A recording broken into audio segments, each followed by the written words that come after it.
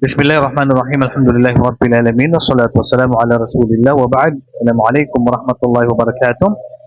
May tanong dito ang ating kapatid na si Junior.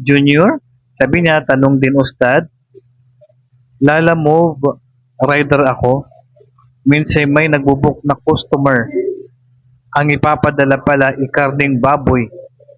Papasok kaya sa haram yung kikitain natin doon sa pag-deliver. So minsan ang kung alam mo, nasusubok yung mga delivery boy sa mga i-deliver nila. Kung alam mo na ang i-deliver mo ay alak, o kaya ay baboy,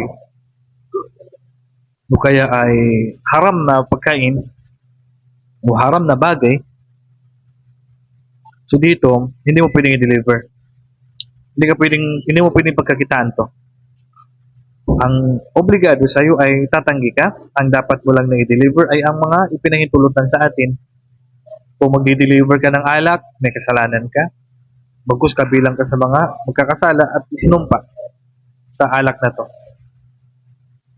Kung baboy ang i-deliver mo, haram pa rin yun. Kung mga pagkain na ipinagbabawal sa atin, dineliver mo, haram pa rin yun.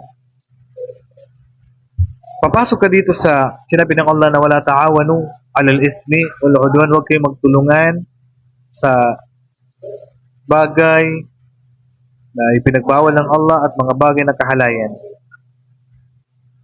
Kaya naman sa mga kapatid natin na mga Lala Move driver o mga delivery boy, tanggihan po ninyo ang mga pinapa-deliver sa inyo na kung sakaling alam niyo po na haram. Pero kung hindi mo alam na haram yung dineliver mo, wala kang kasalanan. Pero kung alam mo na haram ang i-deliver mo, so hindi mo pwedeng tanggapin. At dahil kung alam mo na ang i-deliver mo ay mula sa karne ng baboy, o mula sa alak, o mula sa anumang ipinagbabawal sa atin sa Islam, at deliver mo pa rin yun, yung kikitain mo dito ay haram din po.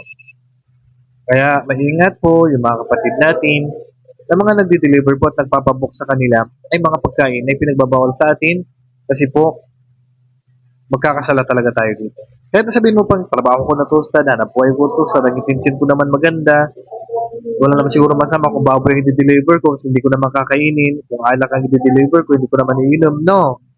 Hindi ang pinag-usapan dito dahil hindi mo kakainin. Hindi pinag-usapan dito dahil hindi mo inumin. Pinag-usapan dito, nakikipagtulungan ka. Nakikipagtulungan ka sa gawain pinagbabawal, na bawal sa atin na kainin, na bawal na inumin, tapos i-deliver mo pa doon sa kabila, haram yun. Haram, haram, haram. Kaya mag-ingat ang mga delivery boy, Lala Move, Grab, Foodpanda na ang order sa inyo ay baboy at bibilhin mo pa yun, i-deliver mo pa yun, haram po yung pag-deliver mo dito at ang kita mo dito ay haram din po. Allahu a'lam. Assalamualaikum warahmatullahi wabarakatuh.